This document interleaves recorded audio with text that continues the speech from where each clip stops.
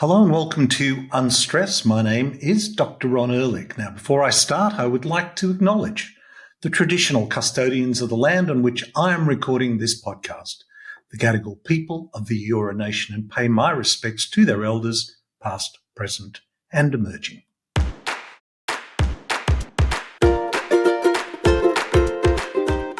Well, today we are going to revisit the world of psychedelic-assisted therapies, and this is a huge breakthrough in mental health in Australia and globally, in fact.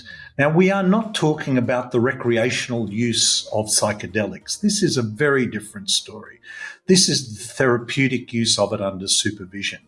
And it has incredible potential for, as you will learn, some fairly intractable problems that seem to be growing, not being solved, but actually growing in our community. My guest is Tania de Jong AM. She is the co-founder and executive director of Mind Medicine Australia. She regularly presents on psychedelic-assisted therapies, mental health and well-being at major conferences and events around the world and to governments, regulators, clinicians, philanthropists and the general public. It is through Mind Medicine's advocacy, including the fact that the TGA in Australia received over 13,000 submissions, public submissions, supporting the rescheduling of psychedelics, that from July 1st, 2023, psychedelic-assisted therapy is available in Australia under the strict supervision of a specially trained therapist. Now, in coming weeks, we'll be talking to the first psychiatrist in Australia to deliver that treatment to the first patient under the new guidelines. That is the Melbourne psychiatrist, Dr. Ehrlich. But back to Tania. She is one of Australia's most successful female entrepreneurs and innovators, and she was named in the 100 Women of Influence, the 100 Australia's most influential entrepreneurs, and named as one of the 100 most influential people in psychedelics globally in 2021. Now, Tania has also done a TED Talk, which I'd recommend to you, which was sparked international interest. Tania has garnered an international reputation as a performer, a singer, speaker, entrepreneur, and a passionate leader for social change. Her mission is to change the world, one voice at a time. I hope you enjoy this conversation I had with Tania de Jong. Welcome back, Tania. Thank you, Ron. Tania, since we last spoke, which was about a year and a half ago, we spoke as you were putting together the Mind Medicine Australia. So much has happened since then, and I've given a little bit of an introduction about Mind Medicine Australia, but tell us a little bit about it from your perspective, why and how you and your husband, Peter, started it and why you got involved. Well, we started the charity. We've started 6 charities overall between us. And so we're serial social entrepreneurs and we're philanthropists, and we care deeply about creating social change and systemic change in a scalable way.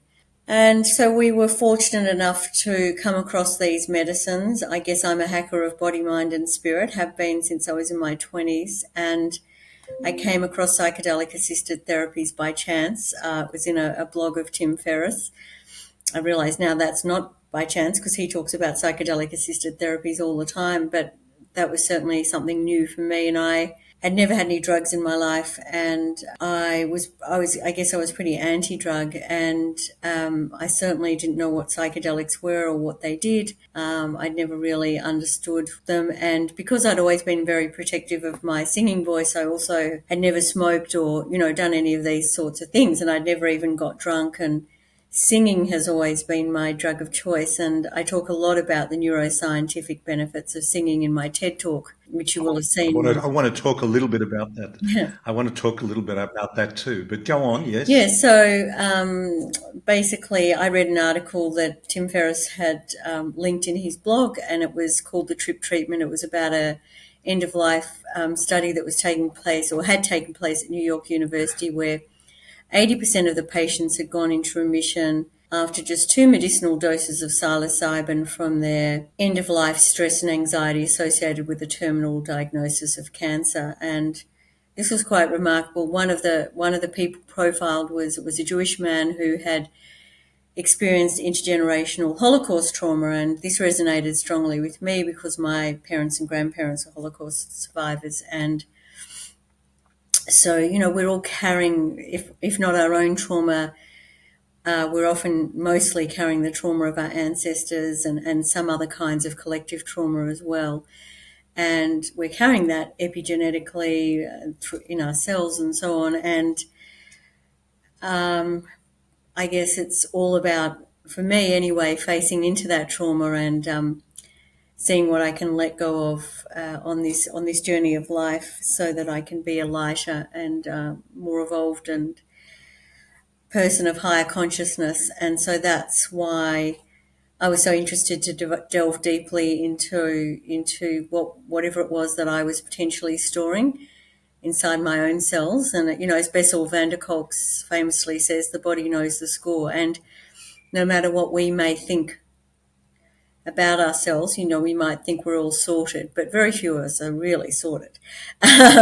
And so the body, the cells, they're carrying the imprint of the trauma that either we or our parents or grandparents or other ancestors or the collective has or is experiencing. And even now, not even now, especially now, so much, of collective humanity is suffering with trauma right now, and really has been.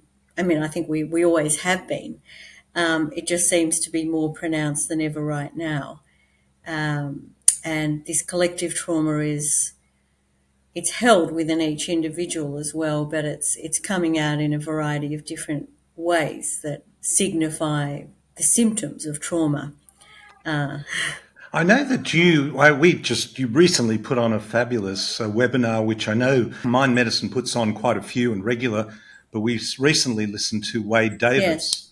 And Wade has been studying this for 50 years in a cultural setting. And it's not to many people it may be new, and to others it may always be this recreational idea, but it's so much more than that. Therapeutically and culturally. I thought that was an incredible webinar that he gave and an insight. Well, that's the thing.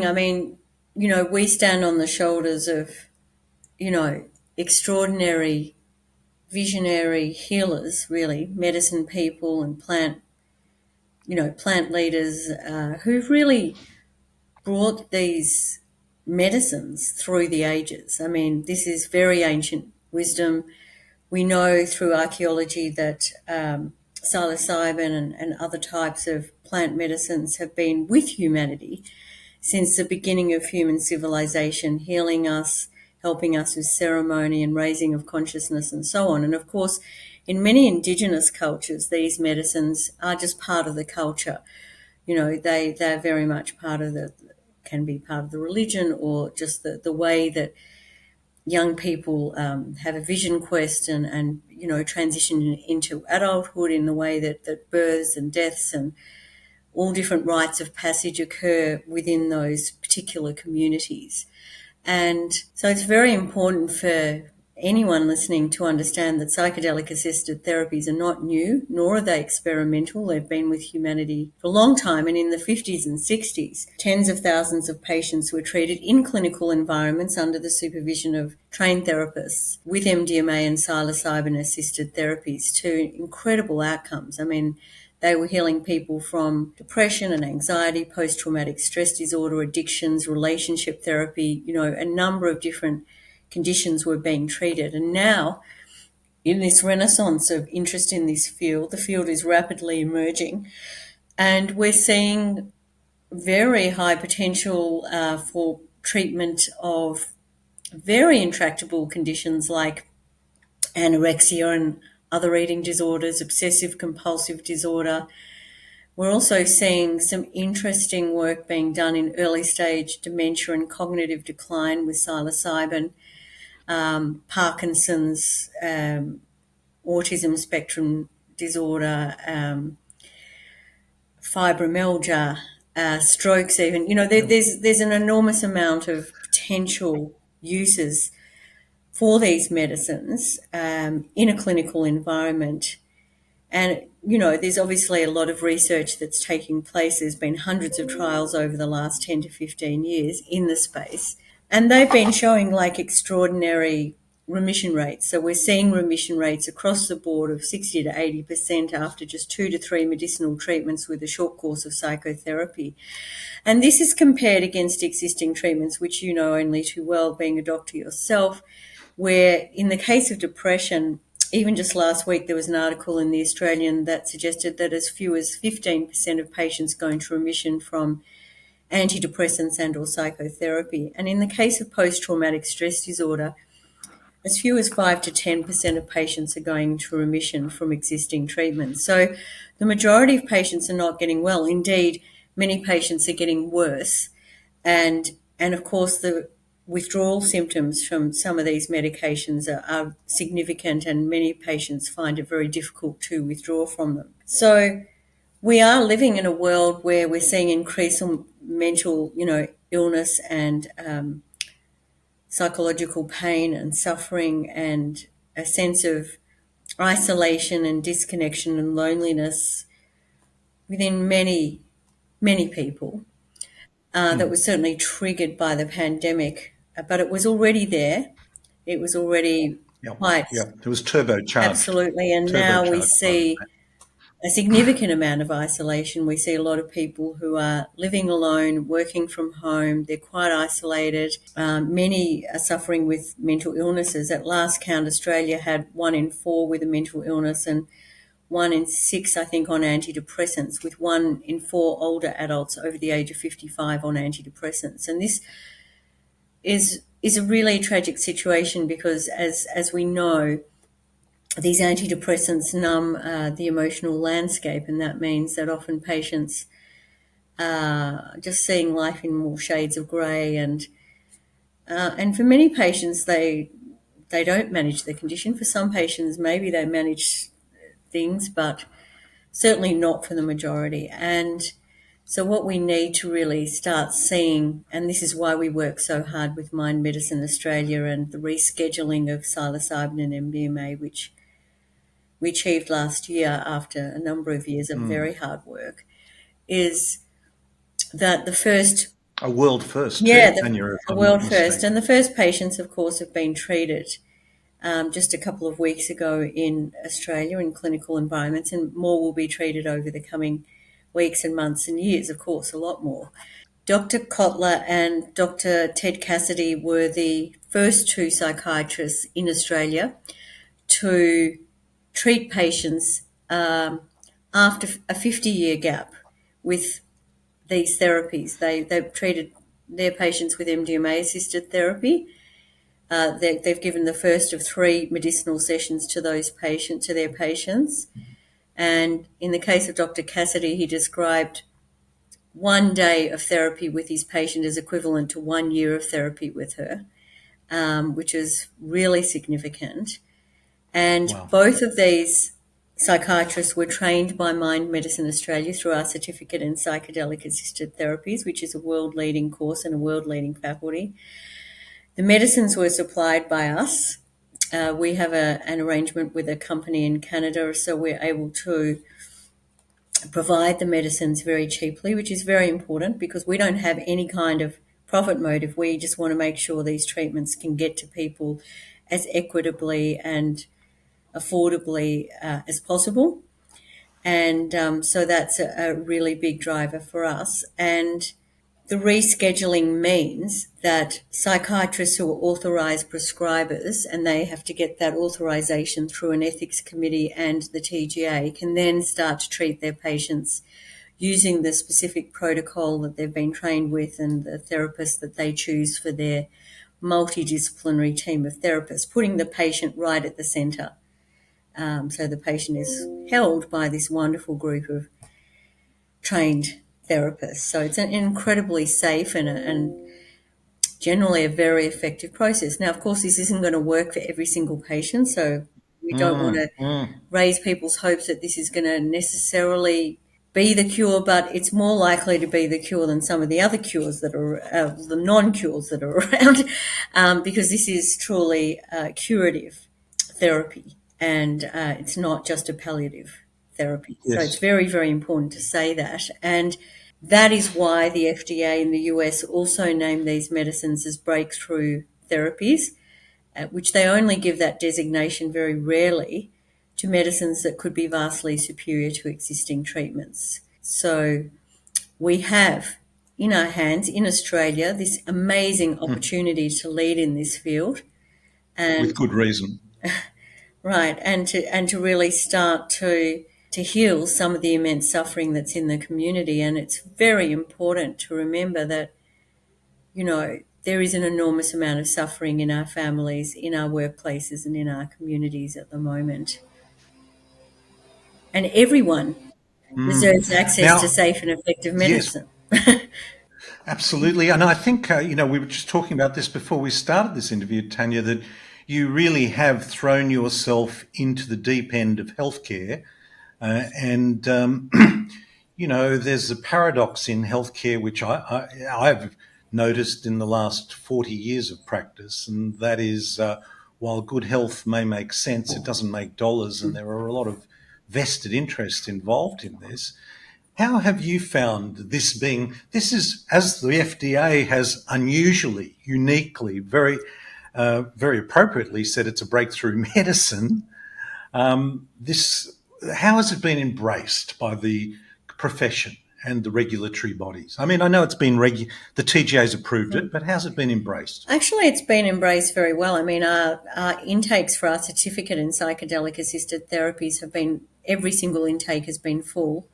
And I think we're up to about intake 7 and 8 or more this year now. So, we've trained, by the end of this year, we'll have trained over 500 psychiatrists, psychologists, GPs, psychotherapists, social workers, nurses, occupational therapists, counsellors, and other qualified therapists. So, and we're seeing very high quality therapists applying for the training, and mostly from Australia, but also quite a few from New Zealand. And we've even had people fly from the US and Europe to do this training because our Fantastic. faculty is so extraordinary. We have Dr. Gabor Mate, Dr. Bessel van der Kolk, Bill Richards, Professor David Nutt, Rick Doblin. I mean, we have the most extraordinary faculty, as you'd be aware of, and people are just loving the training.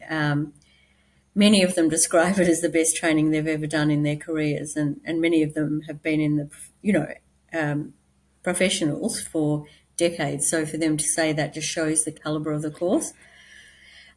So I guess, we're training a lot of people. There's an enormous appetite for that from clinicians.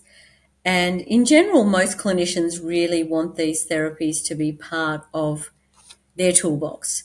There are a few, old-fashioned psychiatrists and some others probably who don't understand the medicines, haven't done their homework on them, and don't realise the safety and efficacy, and will say things like they cause psychosis or they cause addiction or whatever. And none of that has ever been proven in any of the research that has been done. That's not the case. Unfortunately, it's what professionals say when they don't want a medicine to be available. But as with any kind of What medicine, Ron, can you? well, I just want to finish that point. I mean, obviously, it's very important that any patient is properly screened for any type of treatment. So whether it's an antidepressant or a psychedelic-assisted therapy, all patients need to be given full disclosure on the risks and benefits of all treatments.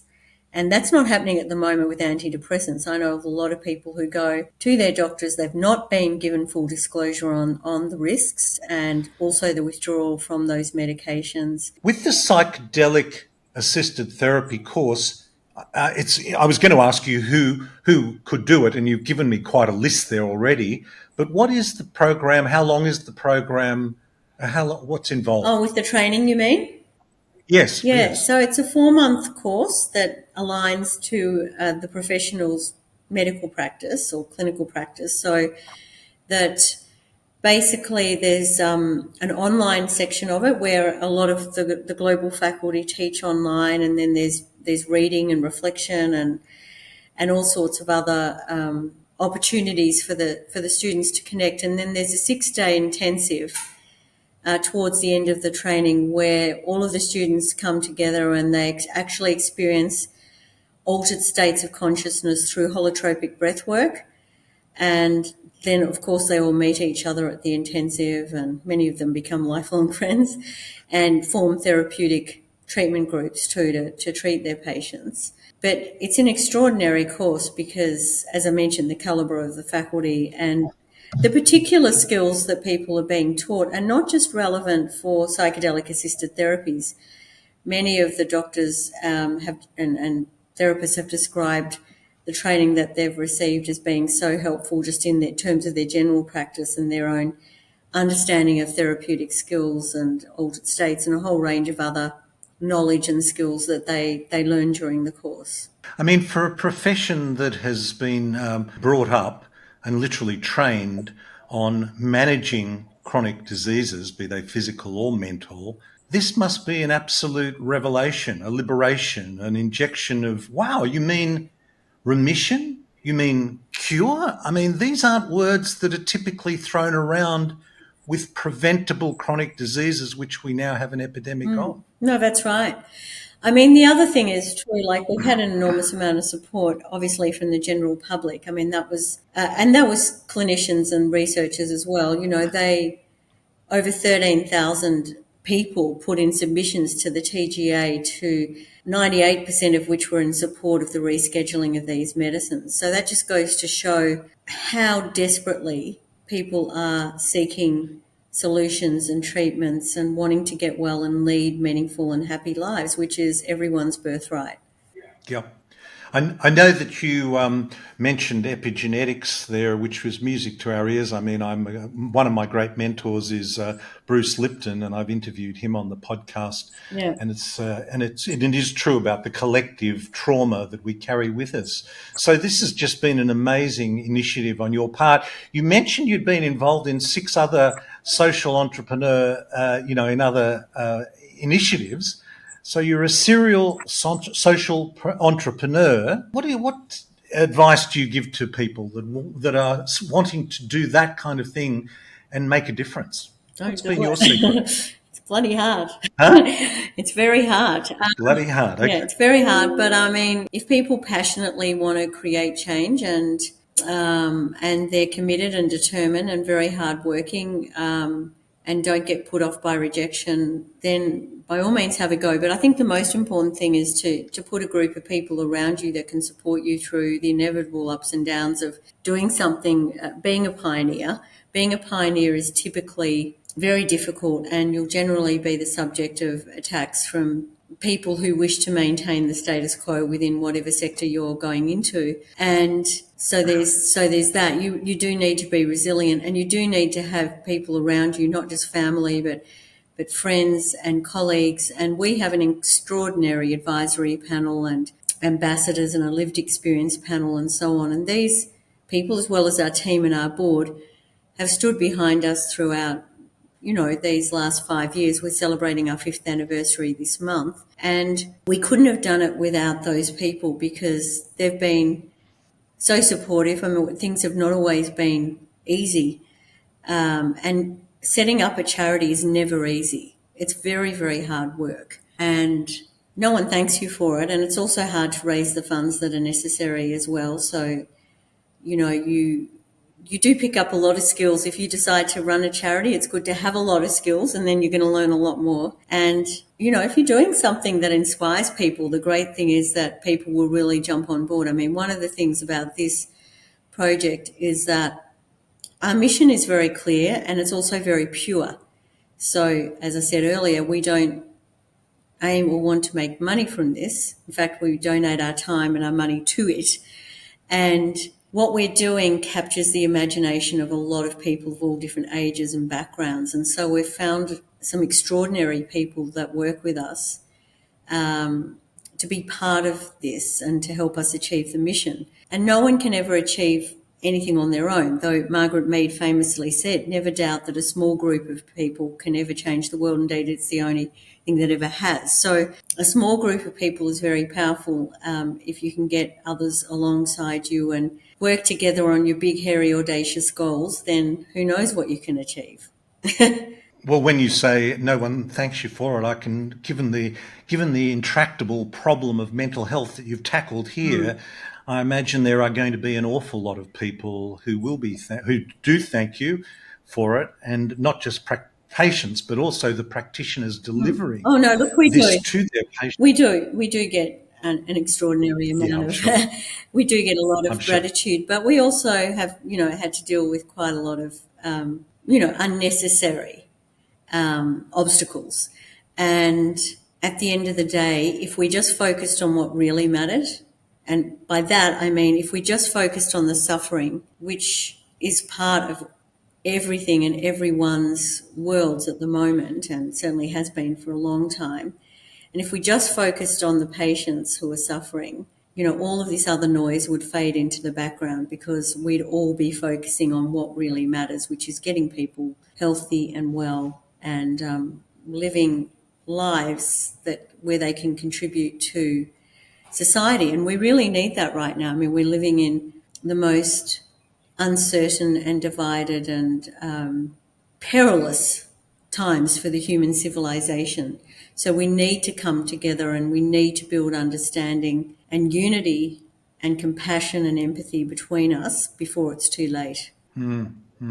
I know when you were presenting your introduction at the Wade Davis webinar, one image that really stood in my mind was this functional MRI image that you showed of how the psychedelic assisted therapy works. And it was one of connection, Yes, that's and actually connection within the brain itself. But actually, that was just such a powerful image. yeah. Well, I mean, and that is really at the heart of all of this is that people who are suffering with mental illness like anxiety or depression or trauma generally feel quite isolated and separated and alone. And so these medicines give the gift of connection to self, to others, to the planet. And it's with that increased neural plasticity, these increased literally neural connections in the brain that provide this window of opportunity for a trained therapist to work with you to then help you heal much more quickly, which is why Dr. Cassidy can say, well, it was like doing 1 year of therapy in 1 day, because that's the window of opportunity that therapists have when a patient's brain is more flexible and not stuck in the rigid thought loops of I'm not good enough, things are never going to work out. And in that black hole that really feels like an endless black hole. So we have to add a lot of light and slivers of light and hope. And the thing that I'm most grateful for at the moment is that there is finally hope for many more people in Australia to access these treatments. And gradually, as the system evolves and as more and more clinicians become trained and start to use these treatments, I'm sure we're going to see some outstanding results and healing occurring, which is just so important. I thought it was such a wonderful, actually, clinical image of the brain connection within an individual, but it was a wonderful metaphor for a much greater connection beyond just what's going on in your own head. Well, that's right.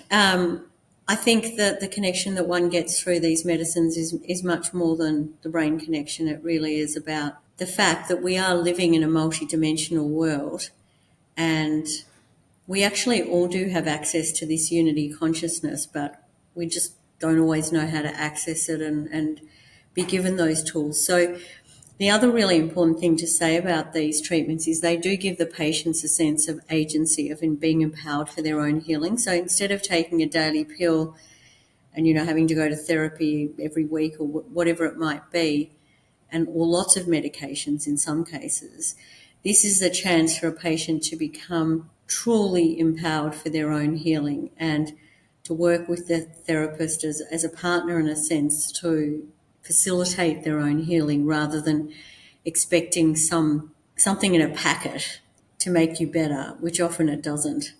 And often you're not aware of the side effects. And one of the really important things about these treatments is that their side effect profile is extremely low, so that, at most patients might experience a headache or a little bit of nausea or something like that, but there's nothing really significant that has ever come out of any of the research that's been done that shows any serious adverse events of any nature. And that includes any addiction. Oh, For sure. absolutely. No, I mean, these medicines Yeah. are certainly not addictive. I mean, they're the sort of medicine that, I mean, when Peter and I first did the medicine in 2016, I thought I would, that would be it, that was that one treatment. But then we ended up having another treatment, 12 months later in the Netherlands.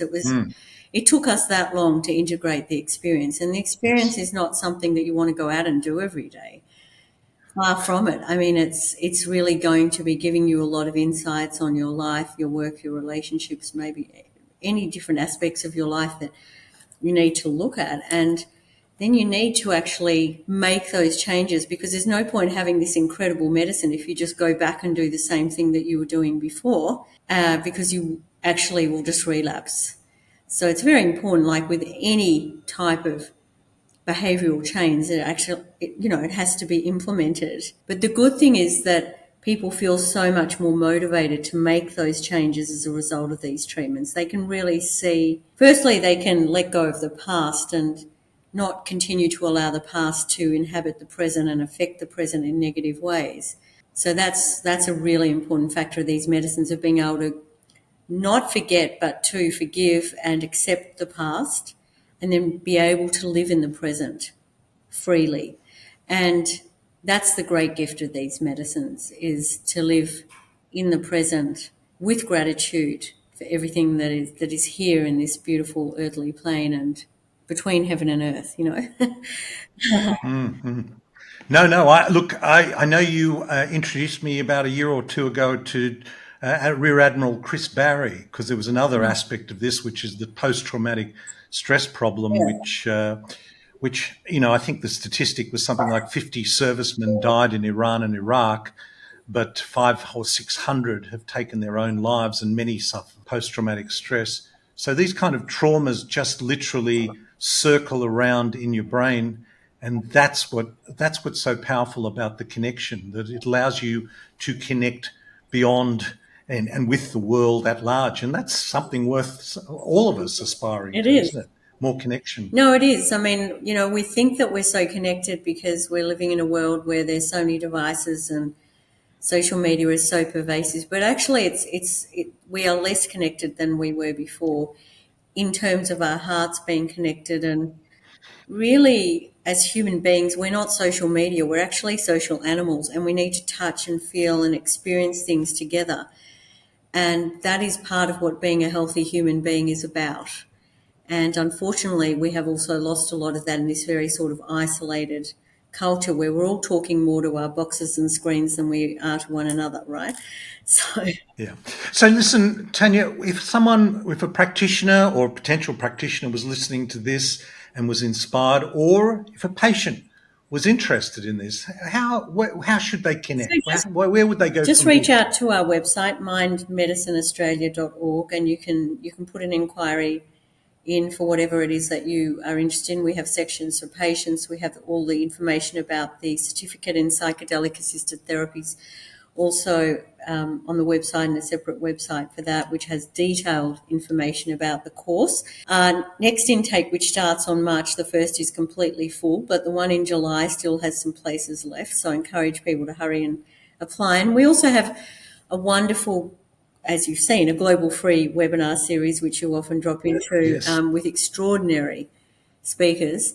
And we absolutely. also have a podcast series, which is very high quality as well. And so we're publishing a lot of content all the time. And yeah, I just encourage people to reach out. And of course, if you can support, please support. We're philanthropists, but we can't do this alone. And we wouldn't be having this conversation today if it hadn't have been for the support of many, many other philanthropists, both large and small ones, who are making sure that, these medicines can become accessible and affordable to those who need them the most. Well, Tania, thank you so. We'll of course have links to that in our show notes. and in our social media. But thank you so much for everything that you have done and are doing and the difference that you are making, and for joining us today to share that wisdom and knowledge with us. Thank you, Ron, and thanks for doing your great work.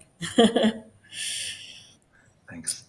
Well, I'd encourage you to connect with Mind Medicine Australia. I think they have some great resources available to the public, and also if you're a clinician or a therapist who feels that this clinical assisting, the psychedelic-assisted therapy training is of interest to you, well, that's the place to go as well.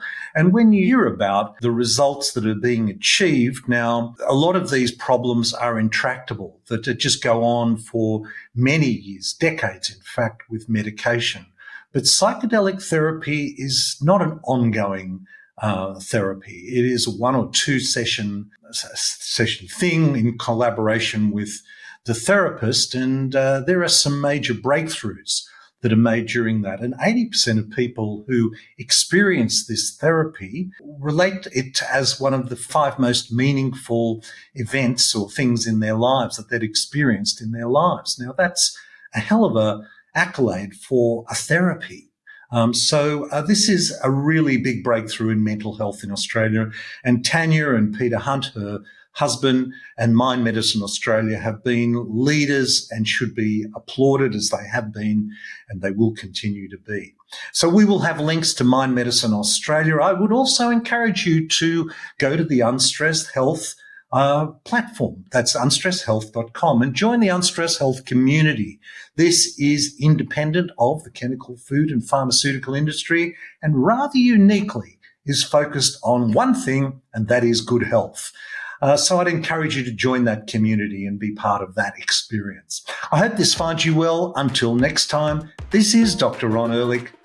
Be well. This podcast provides general information and discussion about medicine, health and related subjects. The content is not intended and should not be construed as medical advice or as a substitute for care by a qualified medical practitioner. If you or any other person has a medical concern, he or she should consult with an appropriately qualified medical practitioner. Guests who speak in this podcast express their own opinions, experiences and conclusions.